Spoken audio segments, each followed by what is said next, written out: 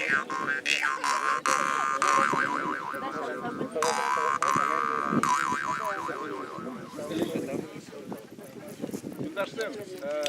нам подъехала Антонина Анатольевна Александрова, зав. Отделом культуры администрации Яльчинского района.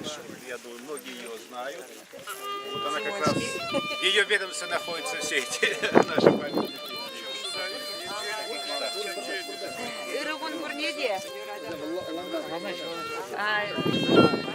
Всем хочу, во-первых, поблагодарить всех, что вот даже раньше нас смогли доехать, подъехать.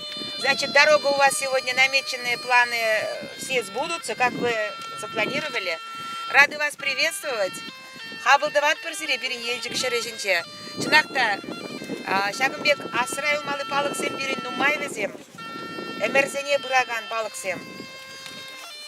Езер шак, тіпчевжізем, суларзем, чывашзем, ученый профессорзем, ковырын өжерзембе, тада бере вот мен білмен не итмен не курман не зенеде, тіпчезе бұрза, куласы хвали сықраза хварны бол, кеде кумлы емлі я баладешін, черерен талтывашын, паянхи тіл болу, эшлі бұлдыр, узылы бұлдыр, шапла бұлдыр.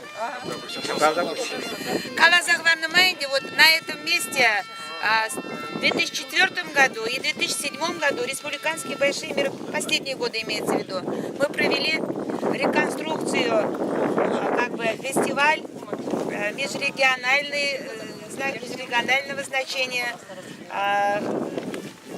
фестиваль «Дикое поле» мы так называли его.